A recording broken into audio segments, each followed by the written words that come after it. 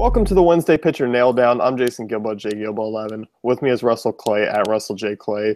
Taking a look at the pitchers tonight, and after a star-studded affair last night and some disappointment from some of the top options, like what's that guy's name out there in LA?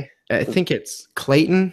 Clayton Kershaw? Clayton Kershaw? No, Clayton. I think is his name. Clayton. He's got the double first and last name going on. So I don't know what's going on with him, but he wasn't too good last night. No, he was not. Either was Max Scherzer. But if you did tune in, you would have been all over David Price and Cueto and kind of passed up on Scherzer. But Kershaw, we were still on. Just a disappointing outing. Of course, Stanton taking him deep for a 3-run shot, kind of. Yeah. Put a damper on things, to say the least. Yeah, it was fun to see if you weren't a Kershaw owner because Stanton absolutely crushed that thing. But yeah, it was a night to fade the chalk for sure. Yeah, definitely. But looking at tonight's, going game by game here. Phillies and Nationals, Jeremy Hellickson versus Gio Gonzalez. This one does have some rain concerns for me to keep an eye on throughout the day. There is a 40+% chance from 7 to 9 in Washington tonight, and it doesn't look like it tapers off really as the night goes on. But overall, looking at that aside, Gio Gonzalez is one of my favorite options tonight, and I think he's playable in all formats. Decent strikeout rates. The Phillies strike out a ton against left-handers.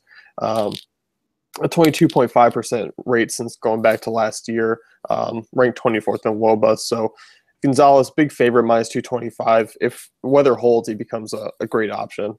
Yeah, definitely. And obviously, you're not really looking at Hellickson. But yeah, Gio, I like him for both tournaments and cash, if everything in terms of weather figures itself out. Yeah, definitely. And there are some weather concerns with other guys tonight, so I think we'll talk about some possible pivots if that's the case. But it could turn into a GPP night, actually, if rain kind of takes out those safer guys. Right. So, but yeah, definitely Gio's the play there. Next one, White Sox and Blue Jays, Jose Quintana, Marco Estrada, over-under of 8, Toronto, small favorites, -128. Quintana's been pitching excellent so far this season. He's actually a decent pitcher in general. But going up against his Toronto team, it's very hard to play lefties against them. Just because, one, they got so much power from that side. And Quintana's price is dropped a little bit. Actually, I don't know. I can't even see him anymore. Oh, 9,000. No, so it hasn't dropped. So I'm not really looking at him at that price tag. Yeah, it's kind of playing a guessing game with this Toronto team right now because, again, they're still not consistent. So I think people still trust this Toronto offense. So it might be a way to get some Quintana at a lower ownership percentage. I don't hate him. Even at the price, but yeah, one of these nights, Toronto's just going to turn this around, but I think it's a decent option for tournaments. It's definitely going to be a low-owned play. Rogerson, I just feel like there's so much more going up against him than there is going for him in this matchup, but if you wanted to be completely different. Yeah, I want to be Jason, I want to be completely different tonight. On the other side of things, I'm actually kind of looking at Marco Estrada as far as a GPP guy goes. He's very cheap, in a good spot to get a win, I think, even though the line's kind of a little bit closer to a pick 'em. But overall, Estrada can rack up the strikeouts at time. We've seen that so far this season. Overall, this White Sox offense isn't very good, even though they've added some bats. But going back to last year, 24th in WOBA against right-handers, 20% strikeout rate. So I think Estrada, price considered, isn't a bad option down there. Because really, outside of kind of a lot of those names like Stephen Wright, Jose Barrios, you're kind of picking. I think Barrios is actually going to be the popular play tonight just because he's drawing a lot of buzz around Twitter so far this morning. Yeah, I think both are in play. Again, you're probably sticking to tournaments with them though. Yeah, definitely. Next one here, got 7-10 Boston taking on Atlanta. It's in Fenway, so they had that split series of the interleague there. Bud Norris for Stephen Wright, the knuckleballer. Boston big favorites. You're expecting a lot of the offense to come from this Boston side. Stephen Wright, interesting GPP play for me tonight, just because he's so cheap, and for a knuckleballer, it's always risky just because you never know what you're going to get from him so far. But overall, Wright's been very solid. Coming off a 25-point outing, DraftKings points against Houston, picked up the win there. Was over 15 DK points in his 2 starts against Toronto without picking up the win. I mean, he's striking out 5 to 6 guys a game, so I think he's a decent GPP option because you can really load up on some bats with him as an SP too. Yeah, I'm with you, and the price is really nice. So in terms of the matchup and sort of how everything's lining up for him, I actually I don't hate him in cash either because he's so cheap. You know? Yeah, I think I mean, obviously it's a small sample size, but he hasn't shown that blow up factor that some knuckleballers have. Mhm. So, I mean, we've seen it with Dickey at times. We know it can happen. I mean, you also look at this Braves offense that really isn't that great. Right. Kind of a guessing game with knuckleballers too. That's true. But overall, I mean, I'm definitely looking at Wright. I think if he maybe fits the piece and I can load up on some bats in cash games, maybe it depends on kind of what ships out as far as weather. If it takes Gio off the board, if Arrieta maybe gets taken off the board, then you're definitely kind of maybe leaning with Wright just because he is so cheap. Right. But on the other side, Bud Norris. no, thank you. Love you, Bud. But not happening tonight. No, definitely not. That's just don't go on a suicide mission with him. Yeah, I'm gonna hate Bud you again because I'm not playing him. Next game here, Athletics and Tigers. Sonny Gray versus Justin Verlander. 2 guys capable of shutting down an opposing team. I don't quite see the upside in either. I guess you can with Gray. His strikeout rate's not high, but Tigers against right-handed pitching has been really up and down this year. Their strikeout rate's high. I don't know. I mean, Gray could be an appealing tournament option. It is kind of a swerve off of some of the top names because he's still cheaper than guys like Matt Harvey, and he's a pivot off of Gio Gonzalez if he gets rained out. Yeah, I think if you're making multiple lineups, maybe throwing in a Sonny Gray share with one of the stronger options tonight is an interesting way to go. I mean, Detroit's just been really inconsistent this year, so I think this is a decent gamble for him. Yeah, I mean, the good thing about him, he limits power, 0.73 home runs per 9. Going back to last season, nice 54% ground ball rate to go with a 21% strikeout rate. So, I mean, solid all-around player. I'm a big fan of Sonny Gray. As a pitcher, fantasy-wise, he can lack upside at times, but if Tigers are punching out like they have been this season, he could be definitely worth a look. I think this game is just kind of an avoid in general. Like, it just kind of makes me feel uneasy for both the batters and the pitchers. I don't feel real confident in either side.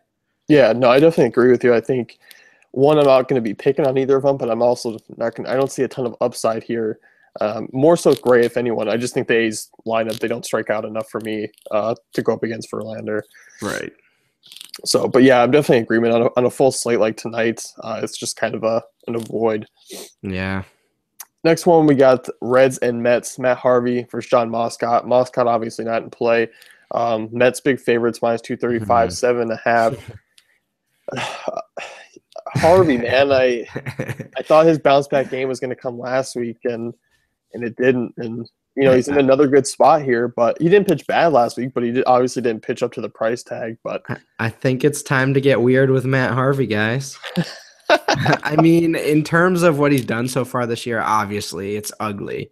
But when you sort of look at how the matchup is, the Mets are big favorites tonight. And I mean, his price is high, so he's going to be lower owned. And I don't know. It just seems like an intriguing contrarian play for me. But obviously there's reasonable risk at this point, and there's a reason he's going to be lower owned. So you're looking at that side of it as well.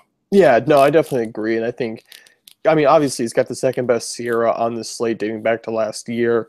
The strikeout rate's solid. I mean, this matchup against the Reds is definitely in his favor. I think the win is pretty assuring. The Reds ranked 25th in WOBA, 20% strikeout rate. So overall, it's a great matchup for him. I think I don't So know.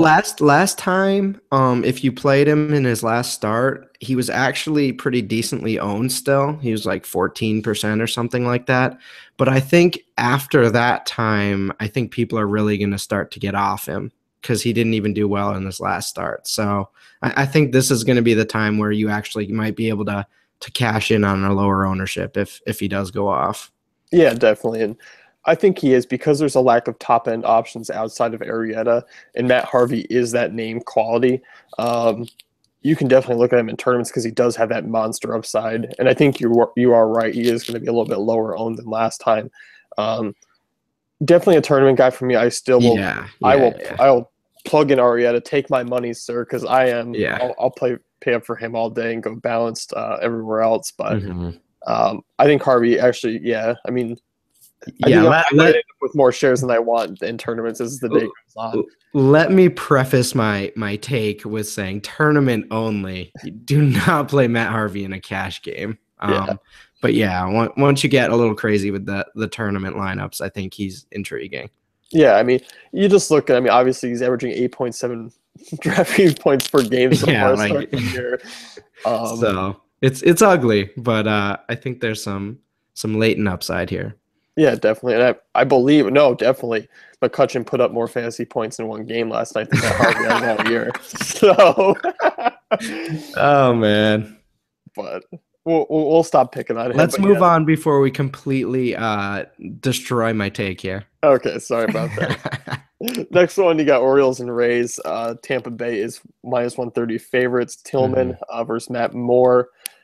Not really looking at Tillman here. Or Orioles on the other hand, going back to last year, a big strikeout rate against left-handers, 23%. Matt Moore's a guy who can rack up Ks, and I don't necessarily mind the price tag for him. Um, in Tropicana really helps out, but this is a guy who can rack up strikeouts, and I think he's actually a great tournament play tonight. Yeah, definitely intriguing from a tournament sense. As we talked about, like you don't stay with these guys for sort of cash gameplay, but definitely intriguing. I think he's been pretty consistent in getting strikeouts, so some upside there. Yeah, definitely. That's 7.5 over under. They're not expecting a ton, so he's a guy who also, if he gives up 2 to 3 earned, he can balance it out with 7, 8 strikeouts, and I think he actually will in this start.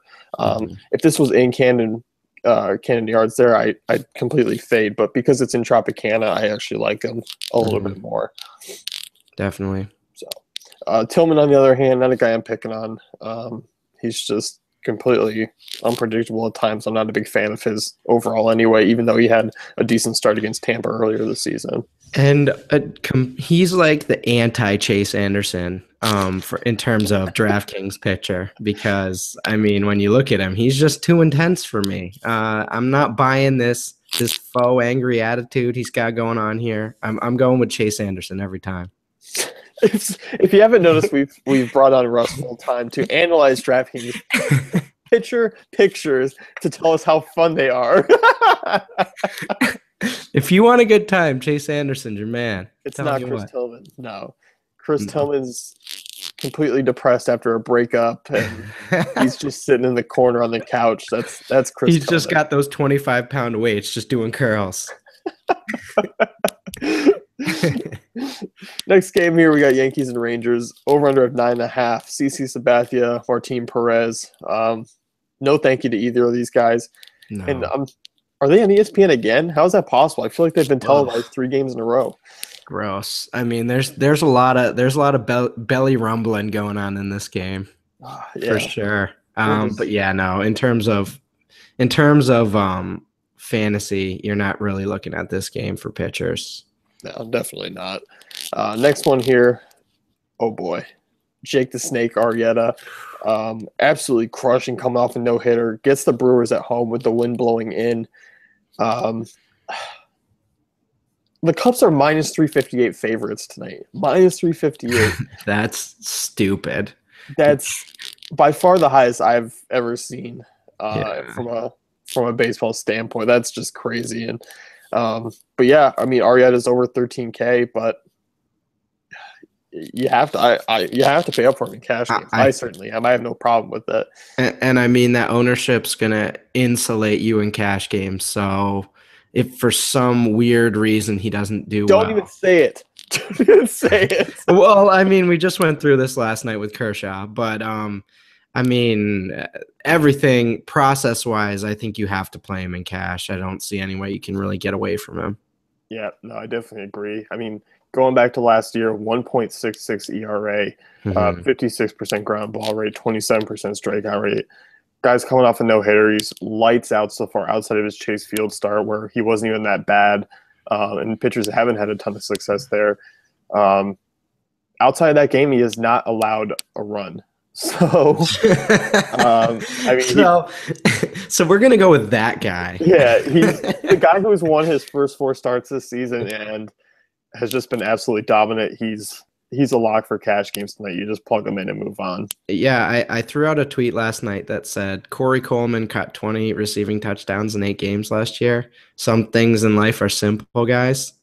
Some things in life are simple, guys. Let's just play Jake Arrieta and cash and move on, you know? Yeah.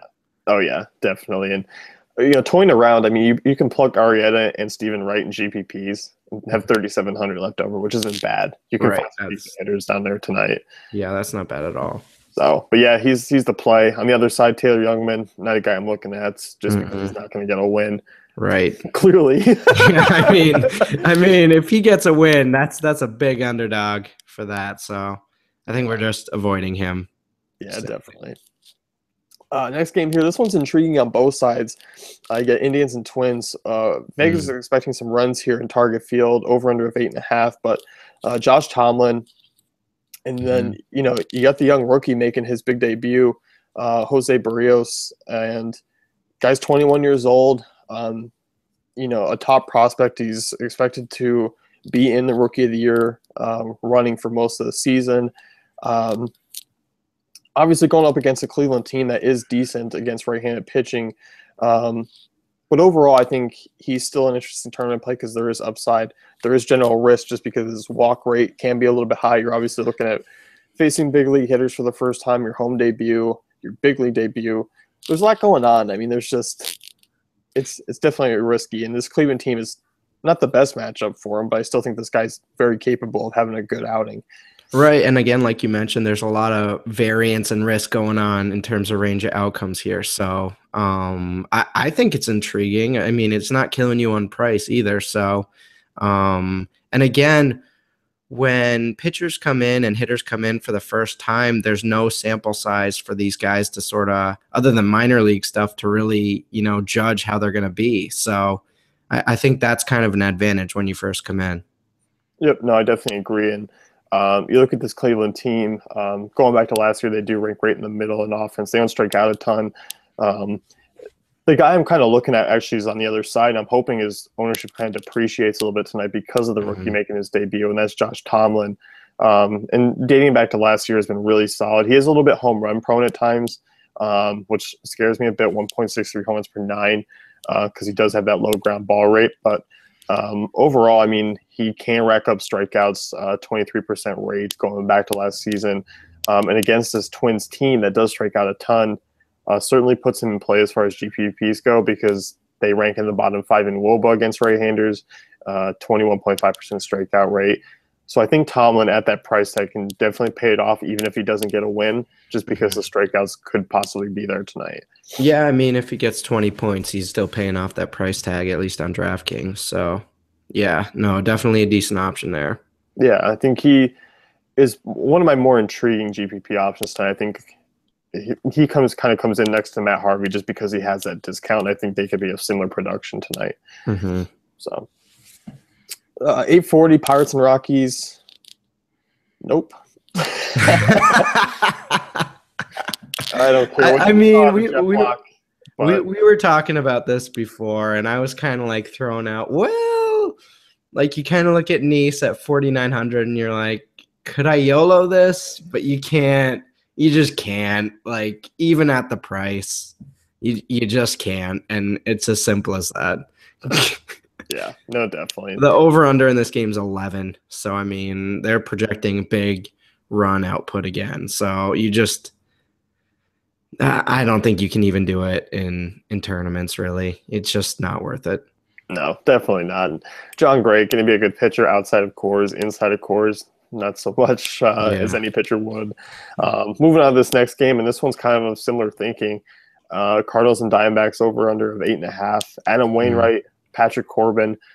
Chase Field has just absolutely been a hitter's paradise so far to start this year. We've seen big runs.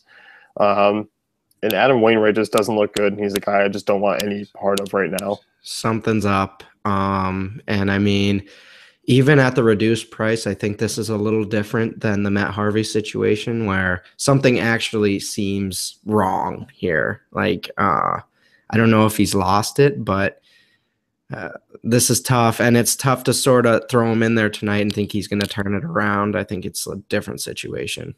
Yeah, and the one thing about Wainwright is his price is still up there at a level where he just doesn't have a ton of strikeout upside. He has 9 strikeouts through 4 starts this season. And Yeah. when he gives up a couple runs, like you're looking at the San Diego start, so he gave up, 6 or 3 earned over six innings. Okay, not too bad. You move over to the K's, he only had 2. So he couldn't balance that out, and he still didn't pick up a win. Right. Wainwright's just not a guy I don't want to touch. I think he's completely off the mark. You cross him out for the rest of the season because that strikeout upside's not there. Until you see a sample of him stringing together good starts, I think you just have to avoid for now, even with the price sort of dwindling here. Yeah, and I mean, you're just not quite sure if that even happens. I mean, the guy's 34 years old, coming off multiple injury issues over the last couple of years. I mean, his body just might be worn out. And he's never been a big missing bats guy anyway, but right now he's just sitting at about 7%, so that's awful. And against this Arizona offense, it's more than capable. Right. Yeah, we didn't even mention the Arizona offense, which is probably one you want to avoid right now. So, yeah. Yeah, definitely. I mean, I'll actually be looking to pick on Wainwright with those bats, so he just hasn't been good to start the season. I think that last start against the Padres, we were like, okay, it's the Padres in Petco, maybe he can do it. Nope, he didn't. And that's like, all right, that's the nail in the coffin for me. Right. Good career, Wainwright. I'll send you out. Throwing him out. On the other side there, don't want a piece of Patrick Corbin. Just once again, Chase Field tough. If this game was in Busch Day, I might take a look at him, but Cardinals offense is absolutely rolling. Yeah, not touching him either. Yeah. Next games here, getting into the late games, 10:05, Royals and Angels, Chris Young versus Nick Tropiano. Tropiano, appealing guy tonight just because of that strikeout rate, but I just think the Royals matchup isn't too favorable for him. Tropiano, going back to last year, a 22.6% strikeout rate, kind of ranks right around guys like Justin Verlander, Sonny Gray, Gio Gonzalez in that kind of category. So, that type of upside is there. I just don't think it is in this matchup. Yeah, and I mean, both of these guys are priced pretty well in terms of sort of being low. But I think you just kind of look at that and say, probably not tonight for either of these guys. And obviously, I'm talking about Chris Young for the Royals, but I think you're just avoiding this game, even in tournaments, really. Yeah, definitely. I mean, Tropiano could be a guy who gives you salary relief, but I don't think he gives you a ton of upside. I don't think he's in a great spot to get a win either. Right. Yeah. So that's 4 points you're missing out on. Right. And I actually think I like Young more than Tropiano tonight, but we'll see. I think I'm just avoiding it in general. Yeah, more so just because of the matchup. Yeah. Yeah. No, I definitely agree. But overall, it's not a game I really want a piece of. Next one, you got Astros and Mariners, Colin McHugh versus Hisashi Iwakuma. Another low over-under, 7.5. Iwakuma, interesting play for me tonight as far as GPPs go, and could be a cash game swerve if rain becomes an issue for guys like Arrieta and Gio Gonzalez. Just because he's getting this Astros team that really hasn't been that great to start the season. Their young guys are kind of underperforming, which, can happen at times, and they also have a huge strikeout rate going back to last year, 24% strikeout rate against righties. That gives Iwakuma some nice strikeout upside. I can see the Mariners' bats getting to McHugh a little bit, so I think a win's definitely possible. And I really don't hate the price tag for him, so I think Iwakuma is actually a great play in all formats tonight. Yeah, it's nice to see Conor McGregor get a job once he retired from USC. So it's nice to see that he's got some employment going tonight. So no. Okay, anyway. But yeah, I don't hate Iwakuma tonight. I think he's in play for tournaments and definitely an intriguing option. Actually, Oh, your mic cut out there, bud. But yeah, as he pops back in, yeah, Seattle, nice place to hit as far as safe goes. So pitching there, Iwakuma gets a boost. He's been solid at home. my internet couldn't handle the Conor McGregor joke. Yeah, they're So like, oh my I'm God, back, we were way folks. too late on that Uh, one. Go on. What are you talking about? I was talking about Iwakuma. I actually like him tonight. Yeah, no, I definitely agree. I think in that late, if you're playing the late slate, he's your number one for me. But also, I think weather concerns everywhere else. If they do look a little bit iffy as the day goes on, he becomes an easy option for me, and might even keep me playing cash games tonight. Hmm.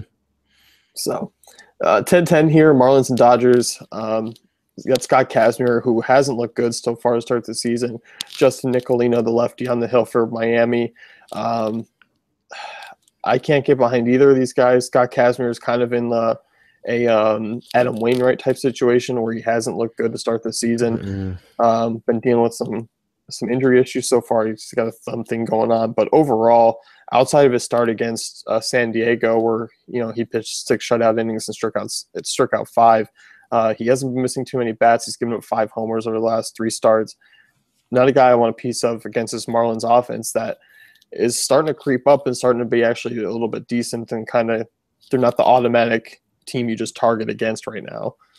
Right. Yeah, I'm not really looking at either of these guys. I don't think Mikulina's even in the player pool on DraftKings. So Casimir is an avoid right now. He's just struggling too much. Yeah, even at that price tag, I'd rather go with Stephen Wright. I mean, right. Yeah, I'm not a homer, but just block that out. But I just rather go Stephen Wright over Scott Kazmir. Dude, Casimir had his time in the sun. So if it's ending now, you know what? He had a good run here. Yeah.